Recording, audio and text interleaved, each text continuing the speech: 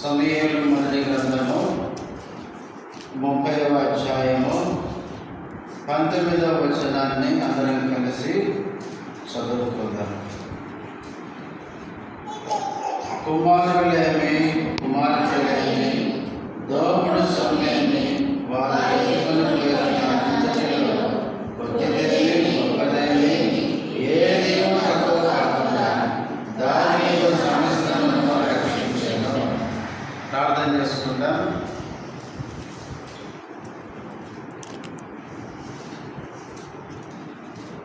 ప్రేమ కలిగిన మా పరలోకపు తండ్రి, పరిశుద్ధుడైన దేవ, యేసుక్రీస్తు నామములో వందనములు, స్తోత్రాలు. ఇంతవరకు పాఠంలో మీరు చేసిన సహాయములు స్తుతిస్తుంటున్నాం. ప్రార్థనలో ప్రవేశించకమునకు ప్రార్థన కొరకై చదవబడిన వాక్యములో నుంచి మాతో మాట్లాడుతూ రండి ప్రభా. ఈ వాక్యం చేత మేము పురికొల్పబడిన వారిని ఈ సన్నిధిలో భారముతో ప్రార్థించుకుని సహాయం చేయండి. ఈ దాసుడు బలహీనుడు, బలపరచును నీ మహిమలకు వాడుకోవాలని చేరవచ్చిన నీ బిడ్డలపై స్తోత్రాలు. ఇంకా రావాల్సిన వారు నడిపించుకొని యేసు నామములో స్తుతించి ప్రార్థిస్తున్నాను తండ్రి, ఆమేన్.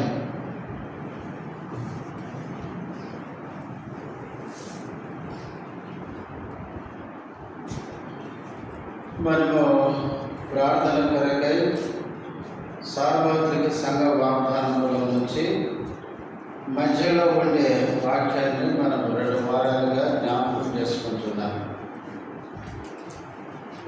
దేవుడు ఈ సంవత్సరము సార్వత్రిక సంఘానికి ఇచ్చిన వాగ్దానములను మధ్య వాక్యం ఇది.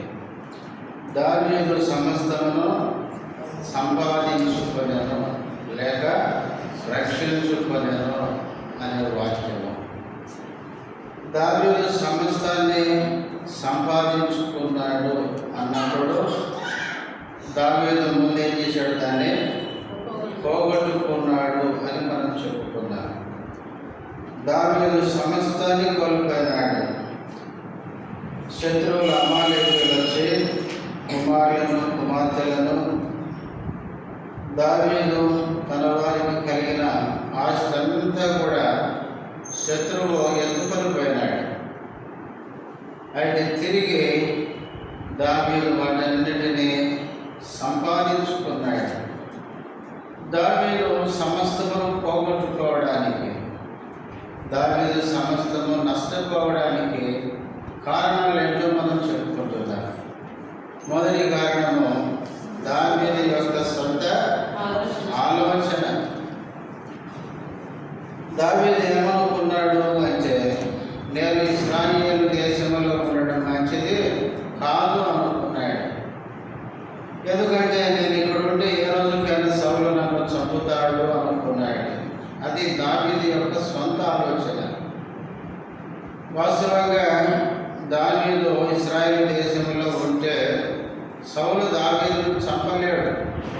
ఎందుకో మనము గత వారాల్లో చెప్పుకున్నాం. సౌలు దావీదును చంపడానికి అనుదినము వెతుకుతున్న దేవుడు దావీదును సౌలు చేతికి అప్పగించలేదు అని చెప్పుకున్నాం. అంతేకాదు 2 పర్యాయాలు సౌలునే దావీదు చేతికి అప్పగించాడు. దాన్ని బట్టి దావీదుకి ఏమర్థం కావాలంటే, దేవుడు నాతో ఉన్నాడు కనుక సౌలు నన్నేమీ చెయ్యలేడు అని తాను నమ్మాల్సింది. కానీ దావీదు తన సొంత ఆలోచనతో ఇశ్రాయేలు దేశాన్ని విడిచి ఫిలిస్తీన్ల దేశానికి వెళ్ళాలనుకున్నాడు. ఇది దావీదు చేసిన మొదటి తప్పు. అందుకే చెప్పుకున్నాం కదా సామెతల గ్రంథంలో 14వ అధ్యాయంలో, ఒకని ఎదుట సరైనదిగా కనబడు మార్గం కలదు, తుదకది మరణమునకు దారి తీస్తుంది. కొన్నిసార్లు మనం అనుకున్నది, మనం ఆలోచించుకున్నవన్నీ కూడా సరియే అనుకుంటాం. కానీ అవన్నీ కొన్నిసార్లు దేవుని ఉద్దేశం కాకపోవచ్చు. అది మొదటి కారణం. రెండవ కారణం ఏం చెప్పుకున్నాం? దావీదు ఆకీసు రాజును నమ్మినాడు, ఫిలిస్తీన్ల రాజును నమ్మినాడు. పోయిన వారం మనం చెప్పుకున్నాం, మనుషులను నమ్ముకున్నట కంటే యెహోవాను ఆశ్రయించుట మేలు, రాజులను నమ్ముకున్నట కంటే యెహోవాను ఆశ్రయించుట మేలు అని చెప్పుకున్నాం. ఎందుకు మనుషులను రాజులను నమ్ముకోకూడదంటే 146 కీర్తనలు చూశాం. నరులు కానీ రాజులు కానీ వారు ఏమైపోతారు? మట్టి పాలవుతారు, వాళ్ళు చనిపోతారు. మనుషులు ఎప్పుడూ శాశ్వతమో కాదు. ఈరోజు ఉన్న వాళ్ళు రేపు ఉండకపోవచ్చు. ఈరోజు నీకు సహాయం చేస్తామన్న వాళ్ళు రేపు నీకు సహాయకులుగా ఉండకపోవచ్చు. కాబట్టి ఈ లోకంలో మనుషుల మీద ఆధారపడకూడదు. మనం ఉదాహరణకి ఆశా రాజును చూసాం. ఆశ దేవుని ఆశ్రయించినంత కాలం, దేవుని మీద ఆధారపడినంత కాలం దేవుడు దేశంలో నెమ్మది ఇచ్చినాడు. దేశంలో 35 సంవత్సరాలు ఏం లేవు, యుద్ధాలు లేవు. అయితే 36వ సంవత్సరం ఇశ్రాయేలు రాజు ఆశారాజు మీదకి వచ్చాడు. అయితే ఆశ దేవుని నమ్ముకొనక సిరియా రాజును ఒక అన్యరాజు నమ్ముకున్నాడు. నమ్ముకున్నందువలన దేవుడు అన్నాడు, నీవు బ్రతికినంత కాలము ఏంటి యుద్ధాలే, నీకు నెమ్మది ఉండదని చెప్పినాడు. దేవుడు ప్రవక్త ద్వారా మాట చెప్తే తాను తప్పు తాను తెలుసుకుని సరి చేసుకునే దానికి బదులుగా ఆ ప్రవక్తనే హింసించినాడు. ప్రవక్త చెప్పింది సరియే అని మాట్లాడిన ప్రవక్తకు సపోర్ట్ చేసిన వాళ్ళని కూడా హింసించినాడు. తద్వారా దేవుడు కాళ్ళను పెట్టినాడు. తాను బతికినంత దినాలు దేవుడి దగ్గరికి రాకుండా వైద్యుల దగ్గరికి వెళ్ళాడు. మనుషుల కిందే ఆశ ఆధారపడ్డాడు. చివరికి తాను ఎంతో నష్టపోయినాడు. కాబట్టి దావీదు సమస్తాన్ని నష్టపోవడానికి దావీదు దేవుని కాకుండా ఒక అన్యరాజును నమ్మి అన్యరాజును ఆశ్రయించాడు. ఇది రెండవ కారణం అని చెప్పుకున్నాను. ఈరోజు మూడవ కారణం చూసుకొని ప్రార్థనలోకి వెళ్దాం. ఇదే సమూయేలు మొదటి గ్రంథం 27వ అధ్యాయం. సమూయేలు మొదటి గ్రంథం 27వ అధ్యాయం 4-5 వచనాలు. దావీదు గాతునకు పారిపోయిన సంగతి సౌలునకు తెలిసిన మీదట అతడు దావీదును వెలుగుట మానివేసెను.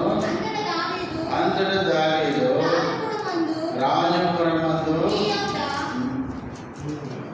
అట్లా చదవద్దు, నేను చెప్తున్నాను చాలాసార్లు మీకు. దావీదు, పురము, యొద్ద ఇట్లా అంటే పదాలన్నీ వేరైపోతాయి. దావీదు రాజపురమందు నీ యొద్ద నీ దాసుడనైన నేను కాపురము చేయనేలా, నీ దృష్టికి నేను అనుగ్రహము పొందిన వాడనైతే బయటి పట్టణములలో ఒకదాని యందు నేను కాపురం ఉండుటకు ఒక స్థలము ఇప్పించుమని ఆకీషును అడగగా, దావీదు ఆకీషును అడుగుతున్నాడు. ఏమడుగుతున్నాడు? నేను రాజపురములో నీ యొద్ద అంటూ ఒక మాట అన్నాడు. ఏమన్నాడు? నీ దాసుడనైన నేను అన్నాడు. ఇప్పుడు దావీదు ఆకీషుకి ఏమైపోయాడు చెప్పండి?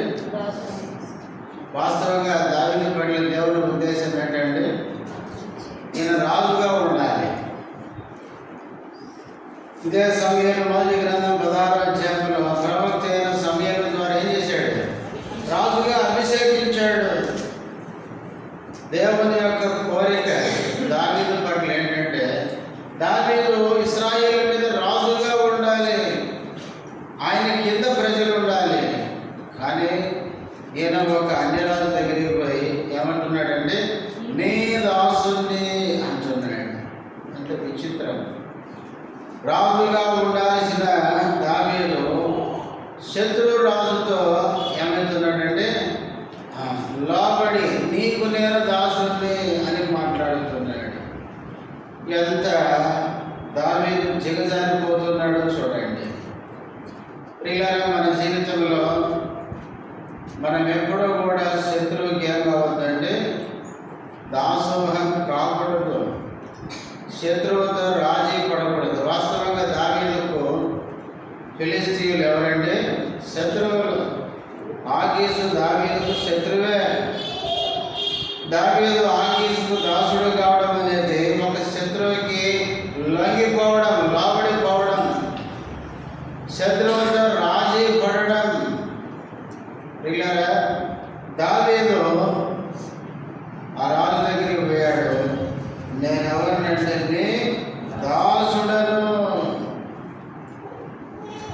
రాజుగా ఉండాల్సిన దావీదు శత్రువుకు దాసుడైపోయినాడు. కొత్త నిబంధనలోకి వస్తే మనమందరం ఎవరని చెప్పండి? మనమందరం ఎవరము? రాజులమే. పేతురు రాసిన మొదటి పత్రిక 2:9 మనం చదువుతాం, తెలుసు మనకు. మనం చీకటిలో నుంచి ఆశ్చర్యకరమైన వెలుగులోకి తీసుకొని వచ్చి మనల్ని రాజులైన యాజక సమూహంగా చేసినాడు. ఇప్పుడు ప్రతి నిబంధన ప్రకారం మనం కూడా రాజులమే. ఇప్పుడు మన శత్రువుకి మనమే కాకూడదు, రాజీ పడకూడదు, లోపడకూడదు. దావీదుకు ఆకీసు శత్రువే. మరి ఎందుకు అనుకున్నాడు అక్కడికి పోవాలని? ఆ రాజు దగ్గరికి పోయి రాజుగా ఉండాల్సిన దావీదు, ఫిలిస్తీయుల రాజుతో యుద్ధం చేయాల్సిన దావీదు ఆ రాజుకి ఏమైపోయినాడంటే దాసుడు అయిపోయినాడు. ఇలా ఈ దినాలు చాలామంది దేవుని నమ్మి రక్షించబడి రాజులుగా చేయబడినప్పటికీ చివరికి ఏమైపోతున్నారంటే శత్రువుతో రాజీ పడిపోతున్నారు. నేను నీ దాసుని అనే స్థితికి వచ్చేస్తున్నారు. నువ్వు ఏం చెప్తే అది నేను చేస్తాను అని శత్రువు అనే కాడికి వచ్చింది పని. తర్వాత మనం వచ్చే వారు చూస్తాం, దావీదు ఆకీసు చెప్పింది చేస్తున్నాడు, శత్రువు చెప్పింది చేస్తున్నాడు. దేవుని ఉద్దేశం ఏంటి? దావీదు రాజుగా ఉండి, ఇశ్రాయేలుకు రాజుగా ఉండి శత్రువుతో యుద్ధం చేయాలి, శత్రువును ఓడించాలి. ఇశ్రాయేలు దేశానికి దావీదు ఒక రక్షకుడిగా ఉండాలి. ఇంకొక విషయం ఏంటంటే, ఇదే సమయంలో మొదటి గ్రంథం 17వ అధ్యాయంలో ఫిలిస్తీయులకు ఏం చేశాడు? యుద్ధం చేసి ఇశ్రాయేలుకు రక్షణ తెచ్చిన ఒక రక్షకుడిగా కనబడతాడు. కానీ ఒకప్పుడు శత్రువుని జయించిన వాడు, ఇశ్రాయేలుకి రక్షణ తెచ్చిన వాడు అదే శత్రువు దగ్గరికి పోయి అదే రాజుతో ఏమంటున్నాడంటే నేను నీ దాసుని అంటున్నాడు. ప్రియులారా, దావీదు ఏమైపోయినాడంటే శత్రువుకి దాసోహం అయిపోయినాడు. ఈనాడు చాలామంది కూడా అట్లే అయిపోతున్నారు. ఆరంభ దినాల్లో ఎంతో ఆత్మీయంగా విజయవంతమైన జీవితాన్ని జీవించి రాను రాను శత్రువుతో ఏమైపోతున్నారు? రాజీ పడిపోతున్నారు. మనం ఎప్పుడూ కూడా శత్రువుకి మనము లొంగకూడదు, లోపడకూడదు. లోపడితే ఏమవుతుందంటే మనం చాలా నష్టపోతాం. చూడండి, రాజుల 2వ గ్రంథం, రాజుల 2వ గ్రంథము 16వ అధ్యాయం. రాజుల 2వ గ్రంథం 16వ అధ్యాయం మొదటి నుంచి చదవండి. రెమల్యా కుమారుడైన పెకాహు ఏలుబడిలో 17వ సంవత్సరమందు యోధా రాజైన యోతాము కుమారుడగు ఆహాజు ఏలన ఆరంభించెను. యోధా రాజు ఎవరండి? ఆహాజు. ఈ ఆహాజు ఏలన ఆరంభిస్తున్నాడు. ఇప్పుడు 2వ వచనం. ఆహాజు ఏలన ఆరంభించినప్పుడు 20 ఏళ్ల వాడై యెరూషలేమునందు 16 సంవత్సరములు ఏలాడు. ఈ ఆహాజు యెరూషలేములో రాజై ఎంతకాలం ఏలాడంట? 16 సంవత్సరములు. అంటే 16 సంవత్సరాలు ఏలినాడు ఈయన. ఏలిన ఈ 16 సంవత్సరాల్లో ఆయన ఏం చేస్తూ వచ్చాడు? కింద తర్వాత చదవండి. తన పితరుడగు దావీదు తన దేవుడైన యెహోవా దృష్టికి నీతిగా ప్రవర్తించినట్లు అతడు ప్రవర్తించ ఇశ్రాయేలు రాజులు ప్రవర్తించినట్లు ఈయన ఎట్లా ప్రవర్తించాడంటే దావీదులాగా దేవుని దృష్టికి నీతిగా ప్రవర్తించలేదంట. ఇశ్రాయేలు రాజులు ప్రవర్తించినట్లుగా ప్రవర్తించినాడు. ఇశ్రాయేలు రాజులు ఏమైపోయినారంటే వాళ్ళు చెడిపోయినారు. ప్రియులారా, రెహబాము కాలంలో రాజ్యం విడిపోయింది. ఇశ్రాయేలు 12 గోత్రాలు, 2 గోత్రాలకి రెహబాము, 10 గోత్రాలకి యెరోబాము రాజు అయ్యాడు. యెరోబాము కాలం నుంచి ఇశ్రాయేలు 10 గోత్రాలు ఏమొచ్చింది? విగ్రహారాధన. 2 దూడలు చేసి పెట్టినాడు. ప్రియులారా, ఎందుకు యెరోబాము ఆ పని చేశాడంటే రాజ్యమేమో 2గా విడిపోయింది, కానీ దేవాలయం ఎక్కడుంది? యెరూషలేములో ఉండిపోయింది. యూదా రాజు ఉండే స్థలంలోనేమో మందిరం ఉంది. ఇశ్రాయేలు రాజు ఉండే ఆ రాజ్యంలో మాత్రం మందిరము లేదు. ఆ 10 గోత్రాలు ఎక్కడికి వస్తున్నారు? పండగకి ఇక్కడికే రావాలి. యెరోబాము అనుకున్నాడు, ఈ 10 గోత్రాల వాళ్ళు ఇశ్రాయేలు పండగలకి యెరూషలేము వెళ్ళొస్తూ మెల్లగా వీళ్ళందరూ ఏమవుతారు? రెహబాము వైపు మలుతారేమో అని ప్రజలు అట్లా మల్లకుండా తన స్వార్థం కోసం. బైబిల్ విచిత్రం ఏంటంటే యెరోబాము ఏం చేశాడంటే దూడలు చేసి పెట్టి వాటికి యాజకులు పెట్టాడంట. అంత మార్చిపడేసినాడు. ఈరోజు ఇట్లాంటి యెరోబాములు చాలా మంది వస్తున్నారు. చరిత్ర అనేది మనకు పాఠం నేర్పిస్తుంది. తనకు అనుకూలమైన వాళ్ళని యాజకులుగా పెట్టుకున్న వాళ్ళు లేవి గోత్రం నుంచి వచ్చిన వాళ్ళు కాదు. తనకు అనుకూలమైన వాళ్ళని యాజకులుగా పెట్టి 10 గోత్రాల వాళ్ళు ఏం చేశాడు? విగ్రహారాధికులుగా. అందుకే బైబిల్ చాలాసార్లు యెరోబాము చేసినట్లే అనే మాట ఇశ్రాయేలు రాజుల గురించి రాయబడుతూ వచ్చింది. కాబట్టి ఇశ్రాయేలు రాజులంతా చెడిపోతూ వచ్చినారు. అయితే ఈ యూదా రాజు కూడా ఏం చేశాడంటే ఆహాజు ఇశ్రాయేలు రాజులు ప్రవర్తించినట్లు ప్రవర్తించాడు. 3వ వచనం, ఆనాడు ఇశ్రాయేలు ముందర నిలవకుండా యెహోవా వెళ్ళగొట్టిన జనులు చేసిన హేయమైన క్రియలు చేయొచ్చు తన కుమారుని అగ్నిగుండంలో దాచించెను. ఈయనేం చేశాడంటే దేవుడు ఏ జనాన్ని అయితే వెళ్ళగొచ్చాడో వాళ్ళ దగ్గర నుంచి వాళ్ళు చేసిన హేయక్రియలు ఈయన చేస్తూ వచ్చాడు. కుమారులను అగ్నిగుండం ఏం చేశాడు? దాటిస్తూ వచ్చినాడు. తర్వాత 4వ వచనం, మరియు అతడు ఉన్నత స్థలములలోను కొండ మీదను సమస్తమైన పచ్చని వృక్షముల క్రిందను బలులు అర్పించుచు ధూపము వేయుచు వచ్చెను. యెరూషలేములో దేవాలయం ఉన్నప్పటికీ ఉన్నత స్థలాల మీద, కొండల మీద, పచ్చని వృక్షాల క్రింద బలిపీఠాలు కట్టి, అన్య బలిపీఠాలు కట్టి వాటికి ధూపము వేస్తూ వచ్చినాడంట. ఈయన ఇట్లా దేవునికి విరోధంగా ఏం చేస్తూ వచ్చాడంటే ప్రవర్తిస్తూ పాపం చేస్తూ ఈ ఆహాజు రాజు వచ్చినాడు. ఇప్పుడు 5వ వచనం, సిరియా రాజైన రెజీనును ఇశ్రాయేలు రాజైన రెమల్యా కుమారుడగు పెకాహును యెరూషలేము మీదికి యుద్ధమునకు వచ్చి అక్కడనున్న ఆహాజును పట్టణమును ఏం చేశారు?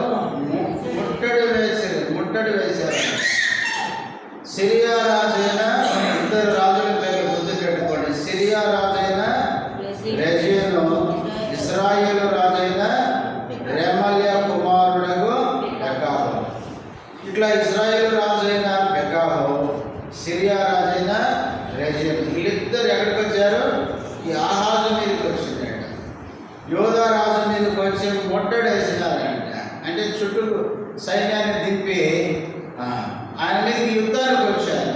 వస్తే ఇప్పుడు యెషయా గ్రంథానికి రండి. యెషయా గ్రంథం 7వ అధ్యాయం. యెషయా గ్రంథం 7వ అధ్యాయం మొదటి నుంచి చదవండి. యూదా రాజైన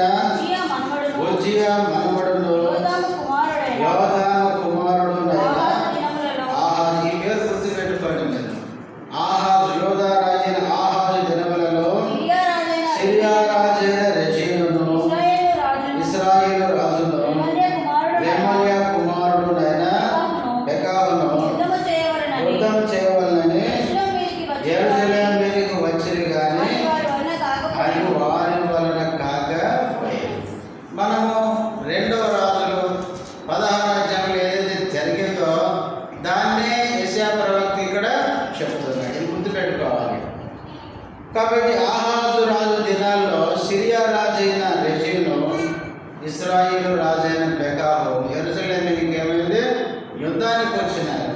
అప్పుడు ఏమైంది? రెండవ వచనం, అప్పుడు సిరియనులు ఎఫ్రాయిమీయులను తోడు చేసుకొనిరని దావీదు వంశస్థులకు తెలుపబడగా గాలికి అడవి చెట్లు కదిలినట్లు వారి హృదయమును జనుల హృదయమును కదిలెను.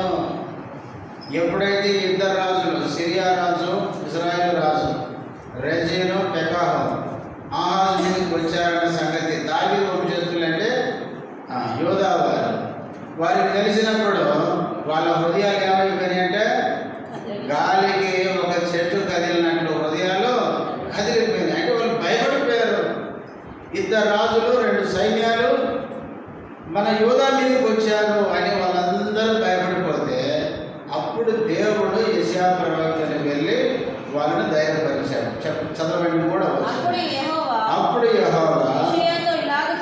యెషయాతో ఎలాగ సెలవిచ్చెను, ఆహాజును ఎదుర్కొనుటకు దేవుడు నీ కుమారుడైన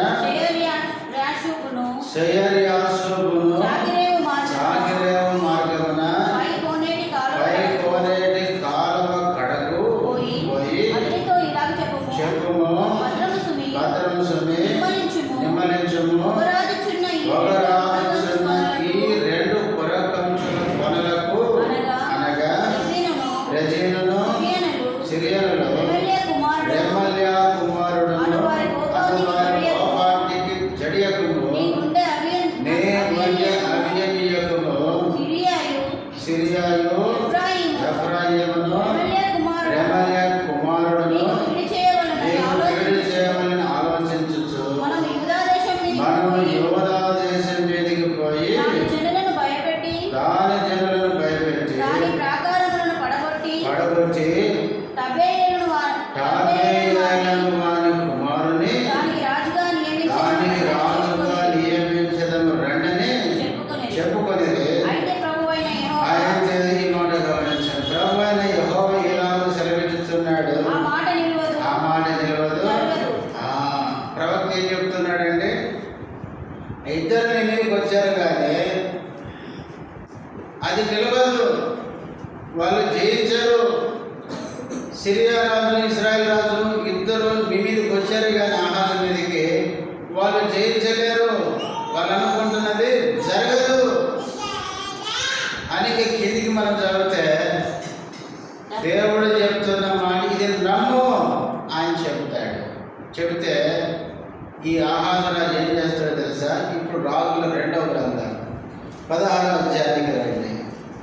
16వ అధ్యాయం 7వ వచనం నుంచి చదవండి.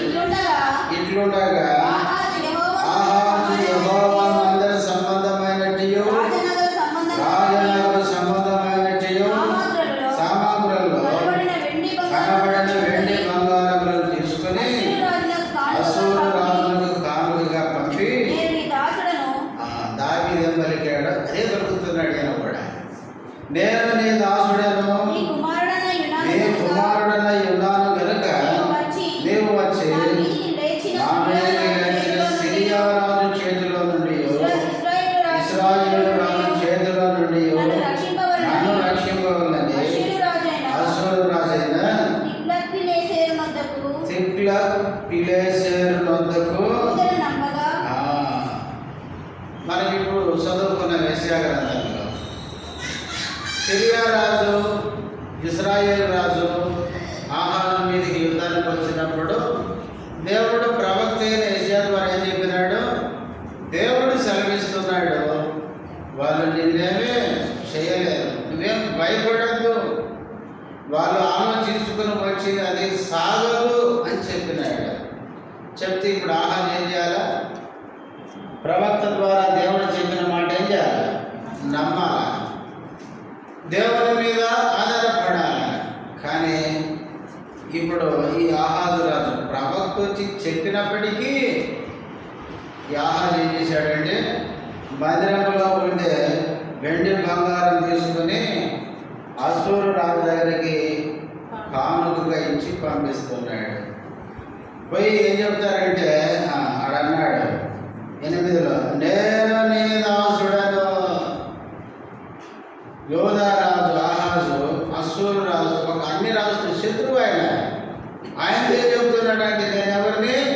నీ దాసుని.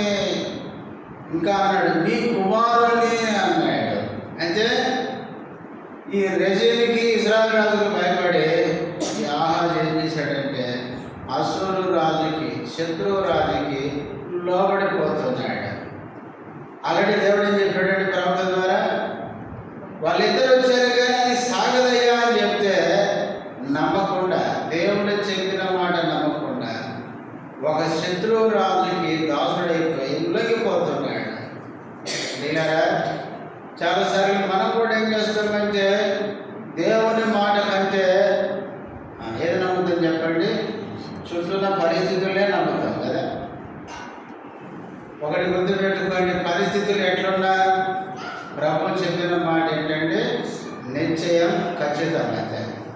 దేవుడు జరుగుతుందంటే జరుగుతుందంతే, జరగదు అంటే లోకమంతా తల్లికిందులైనా జరగదంటే. మనం గుడ్డు గుర్తుపెట్టుకోవాలంటే దేవుని మాట మనం నమ్మడం మనం నేర్చుకోవాలి.